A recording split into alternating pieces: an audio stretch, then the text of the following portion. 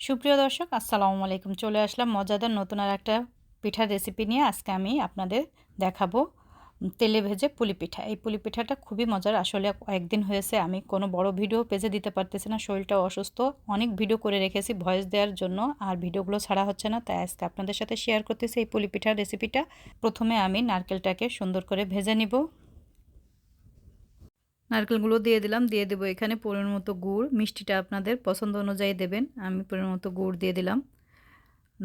এখানের নারকেলটা আমাদের দেশের মতো ওরকম শুষ্ক হয়ে যায়, এর জন্য আমি এখানে একটু দিয়ে দেবো দুধ। আর তার আগে দিয়ে দিলাম এলাচ আর দারচিনি, 2 পিস দারচিনি আর 4টা এলাচ দিয়ে দিলাম। আর একটু নেড়েচেড়ে এখানে কিছুটা লিকুইড দুধ দিয়ে দিব। দুধটাও কিন্তু আমি জাল দিয়ে ঘন করে নিয়েছি, ওই দুধটা দিয়ে দিলাম। দিলে নারকেলটা খুব সুন্দর সিদ্ধ হয়ে যাবে আর গুড়টাও গলে যাবে। এখন খুব সুন্দর করে এটাকে নেড়েচেড়ে একটু ভেজে নেব। দেখেন গুড়টা গলে গিয়েছে, নারকেলটাও কিন্তু প্রায় হয়ে আসছে আমার। সামান্য একটু লবণ দিয়ে দিলাম। লবণটা দিলে মিষ্টিটা খেতে কিন্তু আমার কাছে ভালো লাগে। একটু গুঁড়া দুধও দিয়ে দিলাম। গুঁড়া দুধটা অপশনাল, আপনারা চাইলে দিতেও পারেন, নাও দিতে পারেন। দিলে আমার কাছে বেশি ভালো লাগে খেতে নারকেলটা, এজন্য একটু গুঁড়া দুধ দিয়ে দিলাম। দিয়ে এখন আর একটু ভেজে নেব। 1-1.5 মিনিটের মতো একটু ভেজে এটাকে নামিয়ে নিব। এতে প্রায় ভাজা হয়ে গিয়েছে, এটাকে আমি নামিয়ে নেব। আর চাউলের গুঁড়াটাও আমি সিদ্ধ করে নিয়েছি। চাউলের গুঁড়াটাও কম বেশি সবাই সিদ্ধ করতে পারেন, আর যদি না পারেন আমার পেজে দেওয়া আছে, আপনারা একটু দেখে নেবেন কিভাবে আমি চাউলের গুঁড়াটা সিদ্ধ করি। সেই রেসিপিটাও দেওয়া আছে ওখানে আমার পেজে। এই যে চাউলের গুঁড়াটাও আমি সুন্দর করে সিদ্ধ করে মথে নিয়েছি। এখন পিঠাগুলো বানিয়ে নিব, নাহলে অনেক বড় হয়ে যায় ভিডিওটা, এর জন্য সিদ্ধ করার ভিডিওটা আর দেখালাম না। চাউলের গুঁড়া কীভাবে সিদ্ধ করেছি আমি। এখন সুন্দর অল্প অল্প করে নিয়ে আমি একটা বাটির মতো তৈরি করে এই পিঠাগুলোকে তৈরি করে নেব। খুবই সহজ, আপনারা চাইলে বেলেও ছোট ছোট রুটির মতো কেটে ওইটা দিয়েও পিঠা তৈরি করতে পারেন, তবে আমার কাছে এটা বেশি সুবিধা মনে হয়। পাতলা করতেও পারেন, আবার একটু মোটা করেও এই বাটিটা তৈরি করে পিঠাগুলো বানিয়ে নিতে পারেন। আমি এখন নারকেলের পুরটা দিয়ে দিলাম, দিয়ে খুব সুন্দর করে চেপে চেপে মুখটাকে ভালো করে সিল করে দিব। দিয়ে একটু এভাবেও রাখতে পারেন, বা একটা কাঁটা চামচ দিয়ে একটু ডিজাইন করে দিতে পারেন, আবার হাত দিয়েও একটু সুন্দর করে ডিজাইন করে দিতে পারেন। আমি হাত দিয়ে একটু এভাবে সুন্দর করে ডিজাইন করে দেবো 4 সাইড, যাতে এটা খুলে না যায়। ফেটে গেলে আবার ভিতর থেকে নারকেলের থেকে যে রসগুলো সেগুলো বের হয়ে আসবে, আবার পিঠার ভিতরে অনেকটা তেল ঢুকে যায়, এর জন্য খুব সুন্দর করে সিল করে দিতে হবে মুখটা। দেখেন সুন্দর করে পিঠাগুলো বানিয়ে নেব একইভাবে। আর একটা পিঠাও আমি আপনাদের বানিয়ে দেখাচ্ছি। একইভাবে সব পিঠাগুলো আমি এইভাবে বানিয়ে নেব একটা একটা করে।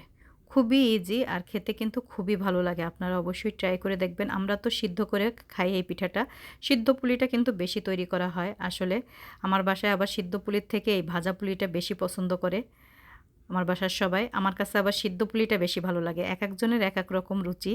আমার কাছে ভাজার থেকে আবার সিদ্ধটা বেশি ভালো লাগে খেতে। এই দেখেন তৈরি করে নিলাম। একইভাবে সবগুলো পিঠা আমি তৈরি করে নেব। তৈরি করে আমরা ভাজতে চলে যাব তেলে। এই দেখেন পিঠাগুলো বানিয়ে নিয়েছি, চলুন এখন ভেজে নেই। চুলায় প্যান বসিয়ে দিয়েছি, পরের মতো একটু তেল দিয়ে দেবো। আমি ডুবা তেলে ভাজবো না, অল্প তেলেই আমি এই পিঠাগুলো ভেজে নেব। তেলটা গরম হয়ে গিয়েছে, এখন একটা একটা করে পিঠাগুলো আমি এখানে দিয়ে দেবো। অল্প তেলের ভিতরেও পিঠাগুলো ভাজলে কিন্তু পিঠাগুলো খুব সুন্দর মচমচে হবে। একটা একটা করে সব পিঠা দিয়ে দিব। একটা পিঠাও কিন্তু ভাঙবে না আপনার, একটা পিঠা ফেটেও যাবে না। এখন একটু উল্টিয়ে দিব পিঠাগুলো, এক একটা সাইড কিছুক্ষণ রেখে রেখে ভেজে নেব আর উল্টিয়ে দিচ্ছি। পিঠাগুলো যখন লাল লাল হয়ে যাবে তখন আমি এই পিঠাগুলোকে নামিয়ে নিব। খুবই মজাদার এই পিঠাগুলো, আপনারা অবশ্যই ট্রাই করে দেখবেন। যদি ভালো লাগে তাহলে কমেন্ট করে জানাবেন। দেখেন সবগুলো পিঠা কিন্তু আমি একইভাবে উল্টিয়ে দিচ্ছি। উল্টিয়ে দিলাম, আবার কিছুক্ষণ ভেজে নেব। দেখেন ভাজা হয়ে গিয়েছে পিঠাগুলো আমার। আমি তুলে নেব পিঠাগুলো। শীতের ভিতরে বিভিন্ন রকমের পিঠা তৈরি করা হয়, আর প্রবাসে থাকি তো আমরা আসলে ওইভাবে পিঠাও তৈরি করি না, বাচ্চারাও এরকম পছন্দ করে না। তারপরেও আমি বাচ্চাদের জন্যই, যাতে আমাদের দেশীয় খাবারগুলো ওরা মনে রাখতে পারে, এর জন্য আমি মাঝে মধ্যে তৈরি করি। তো বাচ্চারা খায়, কিন্তু যে আমরা যেরকম পছন্দ করে মা খালারা পিঠা বানাতো খুব খুশি হতাম, ওইটা কিন্তু বাচ্চারা এখন আর আগের মতো হয় না। দেখেন আমি পিঠাগুলো সব তুলে নিলাম। একইভাবে আবারও অন্য পিঠাগুলো দিয়ে দিলাম, দিয়ে ভেজে নেব সব পিঠাগুলো একসাথে। একইভাবে ওই হালকা তেলের ভিতরেই পিঠাগুলো আমি বাদবাকি পিঠাগুলো ভেজে নেব। যে সব পিঠা আমার ভাজা হয়ে গিয়েছে, সব পিঠাগুলো আমি ভেজে নিয়েছি। দেখেন কত সুন্দর হয়েছে। আমি একটা পিঠা কেটেও নিয়েছি, পিঠার ভিতরটাও অনেক সুন্দর হয়েছে। খুবই ভালো লাগে, আপনারাও তৈরি করবেন। যদি ভালো লাগে লাইক কমেন্ট শেয়ার করবেন।